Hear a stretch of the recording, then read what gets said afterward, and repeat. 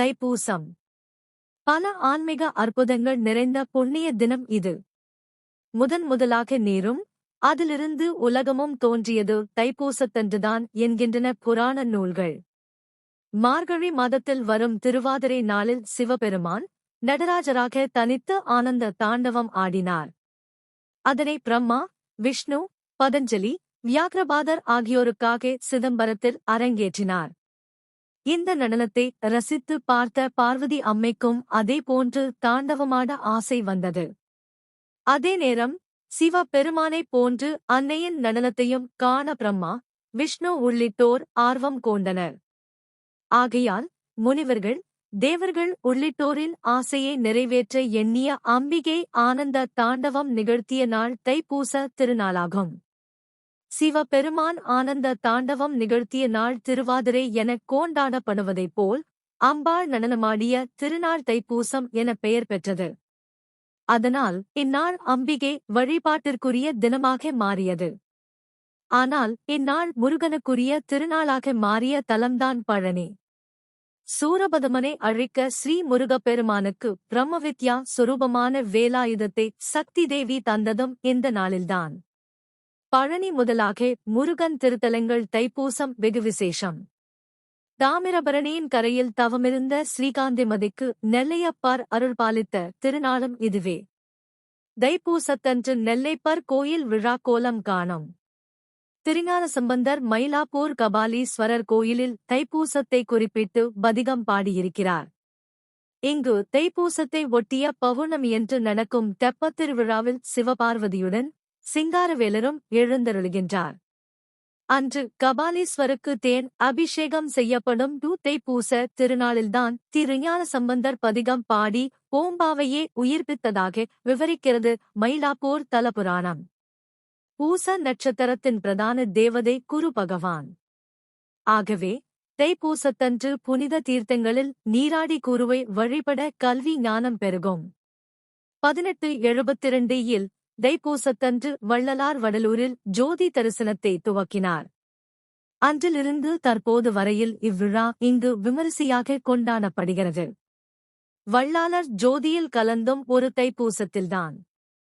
தைப்பூசத்தன்று மட்டுமே ஞான சபையில் 7 திரைகள் விலகிய நிலையில் ஜோதி தரிசனம் காண முடியும்.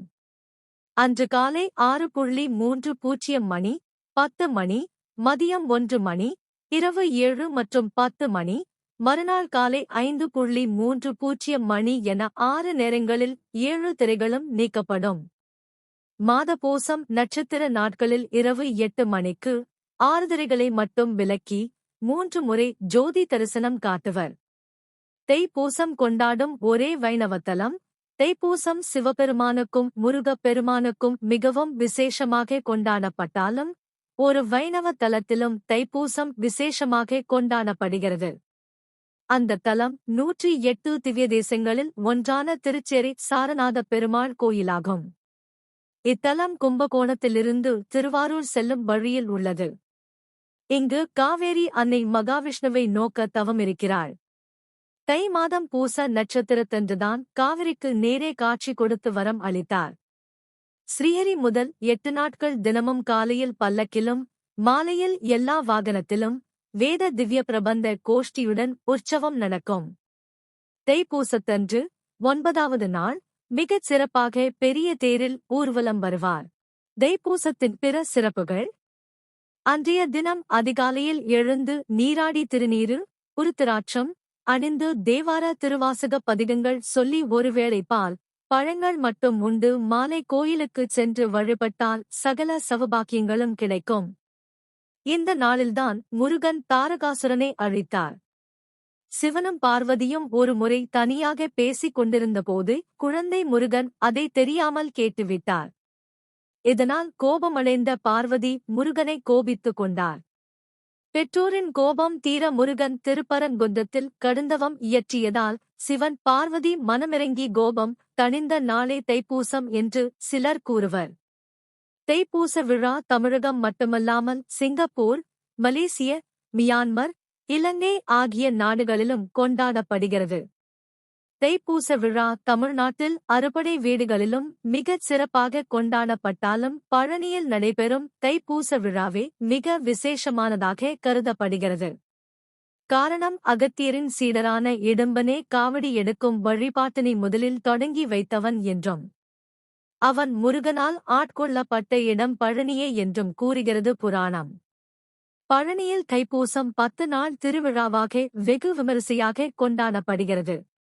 முருகனுக்கு நேர்த்திக்கடன் செலுத்துபவர்கள் பெரும்பாலும் காவடி எடுப்பதாக வேண்டிக் கொள்கின்றனர். தைப்பூசத் திருநாளில் முருகனை வணங்குவோம், நலம் பல பெறுவோம். வணக்கம். Please like, share, comment, subscribe.